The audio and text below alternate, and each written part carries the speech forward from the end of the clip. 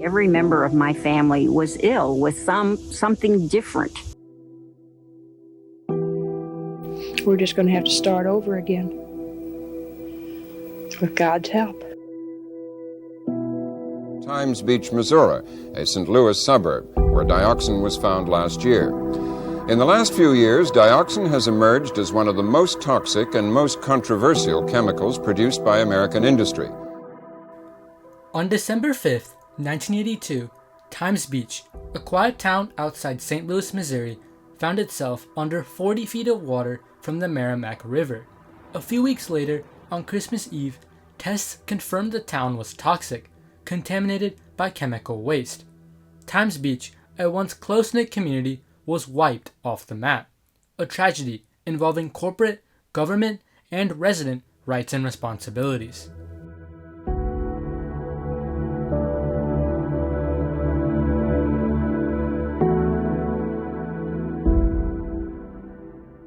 The story of Times Beach begins in 1925, when it was founded by the St. Louis Star-Times newspaper as a summer retreat.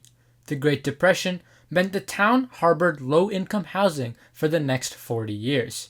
By the 1970s, city officials desired to revamp the town's image.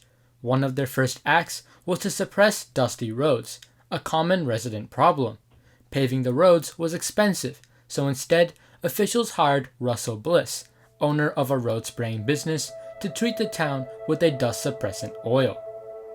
Unknowingly, Bliss's oil contained a toxic chemical, dioxin, a byproduct of Agent Orange, the deadly defoliant used in the Vietnam War.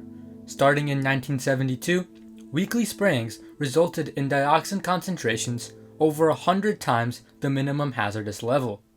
It took over 10 years before the newly formed Environmental Protection Agency, or EPA, attempted to resolve the situation, but a lack of procedures and experience curtailed their efforts. The disaster meant a once 2,000-person community had their rights infringed on through actions they had little responsibility for. So how did dioxin go from war to a small Missouri town? In the 1960s, few laws existed regulating hazardous chemicals, meaning the chemical plant in Verona, Missouri, operated by Napaco and Hoffman Taft, could dispose the dioxin how they pleased. They contracted the Independent Petrochemical Corporation, or IPC, to dispose the dioxin cheaply. IPC then contracted Russell Bliss for dioxin disposal at an even lower cost. The companies seemingly prioritized profits over safety, handing the hazardous dioxin to people unfit to deal with it. You could tell me it was some kind of a new jelly and I'd put it on toast and eat it. Because I didn't know what dioxin was and still don't know exactly what it is. In 1971, Bliss mixed the dioxin waste with his road oil, producing a mixture that suppressed dust well. He sprayed all of Times Beach's dusty roads for 4 years using this mixture. This made the dioxin issue a general welfare one. The Constitution establishes general welfare as a federal responsibility. The quality of our life on this good land is a cause to unite all Americans. The Nixon administration established the EPA in 1970 as part of new environmental regulations.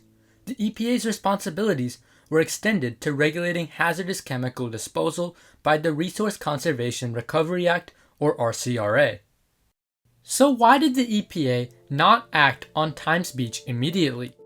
Initially, the EPA faced hundreds of chemical disposal cases, but the RCRA did not provide the EPA with a direct path of funding. The agency's resources were often spread thin. The EPA inherited the Times Beach case from the CDC, who found 40 sites across Missouri sprayed with Russell Bliss's dioxin-contaminated oil. A 1975 report to the EPA stated that dioxin decayed naturally with a half-life of a single year. To the already resource-strapped EPA, this made Times Beach cleanup less of a priority. After more than 8 years of contamination, the Times Beach situation changed in 1980. Residents in Love Canal, New York were exposed to 20,000 tons of buried chemicals. This garnered national attention and created the Superfund program. It solved the EPA's funding issue by taking money from the responsible chemical companies. With dioxin's true half-life of 7 to 11 years being discovered a year prior, Times Beach was back on the EPA's radar.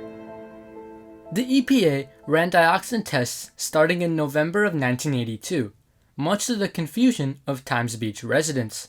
Many would only learn of dioxin contamination when the EPA's tests came back positive. The December floods meant residents lost homes and possessions, but dioxin meant they could not return to rebuild. With the community devastated, Times Beach Alderwoman Susie Davis was part of a group that traveled to Washington, D.C. to obtain EPA help. So we got in and we're like, great, these guys are going to help us, you know. So we got in there and we had the conversation with them. They were like, oh, we're sorry, there's nothing we can do. The Times Beach disaster coincided with over 20 EPA corruption scandals. Officials were unwilling to use the Superfund on what they saw as a flooding issue, clashing with residents who sought rights to dioxin compensation and accurate information. At the time, while dioxin proved fatal in animals, the EPA did not know the long-term effects in humans. Could you isolate the effects of dioxin exposure even in a community like that?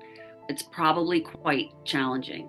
Is dioxin contributing in the context of other exposures to health outcomes? Almost certainly.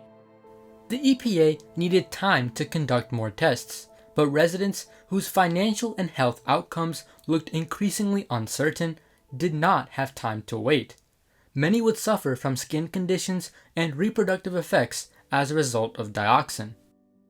To remedy the situation, in January 1983, President Ronald Reagan announced the Times Beach Dioxin Task Force, an organized coalition of federal agencies. In February, Times Beach was declared a Superfund site. A federal buyout of all properties commenced, but the process was controversial amongst residents. The buyout process was very tedious, and there were a lot of elderly people there that had a very hard time with it and didn't know what to do, didn't understand the process, didn't know what fair market value meant. Government decisions regarding Times Beach happened without resident input, leading to issues whenever those decisions were implemented. Citizens put pressure to change this system. And 3, would you be willing to appoint a citizen from Times Beach to your special task force to deal with the Times Beach situation? To the third one, yes. This decision was monumental. The people now had a direct channel to express their problems to the government. The buyout was altered, and many residents were given more favorable appraisals and low-interest loans to cover new housing.